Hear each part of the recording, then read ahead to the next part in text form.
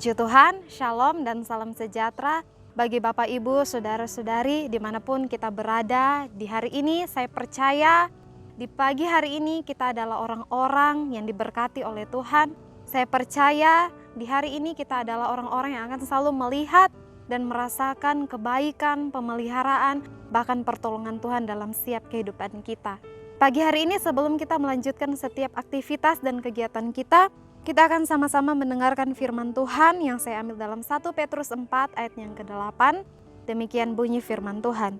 Tetapi yang terutama, kasihilah sungguh-sungguh seorang akan yang lain, sebab kasih menutupi banyak sekali dosa.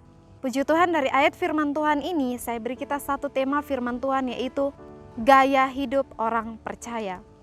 Saudara, Bapak Ibu yang ada, berbicara tentang gaya hidup orang percaya. Tentunya sebagai orang-orang percaya, gaya hidup kita harus memiliki gaya hidup atau pola hidup yang bukan saja baik secara fisik dan jasmani kita, tetapi sebagai orang-orang percaya tentunya gaya hidup maupun pola hidup kita harus memiliki gaya hidup yang terutama baik secara rohani kita.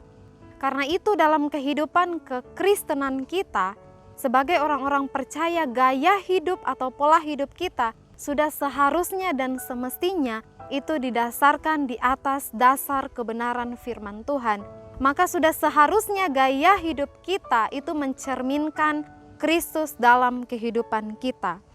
Dalam kebenaran firman Tuhan di sini, dalam ayat yang ke-8 dikatakan di sini, tetapi yang terutama kasihilah sungguh-sungguh seorang akan yang lain, sebab kasih menutupi banyak sekali dosa.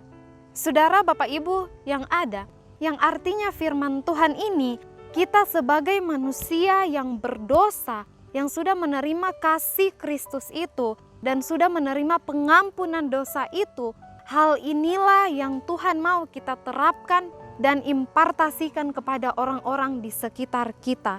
Bahkan kalau saudara, Bapak Ibu perhatikan di sini ada kata yang terutama. Kalau dalam terjemahan New King James Version, kata yang terutama di sini artinya di atas segala sesuatu. Sedangkan dalam terjemahan Today English Version, kata yang terutama di sini artinya di atas segalanya.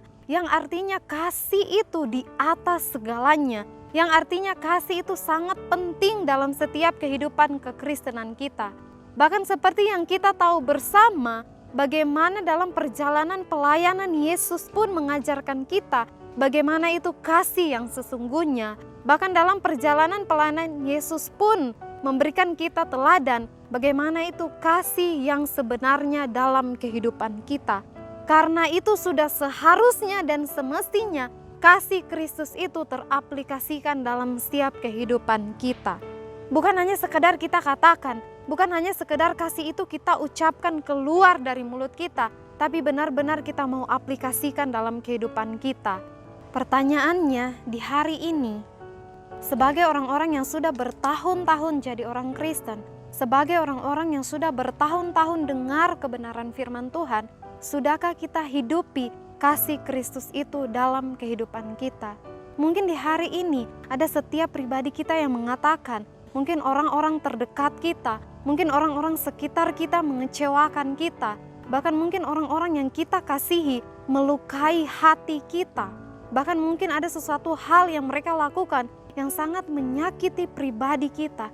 Tetapi di pagi hari ini, di hari ini, Tuhan mau katakan pada setiap pribadi kita, lepaskan, ampuni, berikan pengampunan, dan kita mau belajar mengasihi orang-orang yang ada di sekitar kita. Kenapa saudara? Karena ketika kita susah untuk mengampuni dan mengasihi seseorang, itu akan menjadi penghambat dan akan membatasi hubungan pribadi kita dengan Tuhan.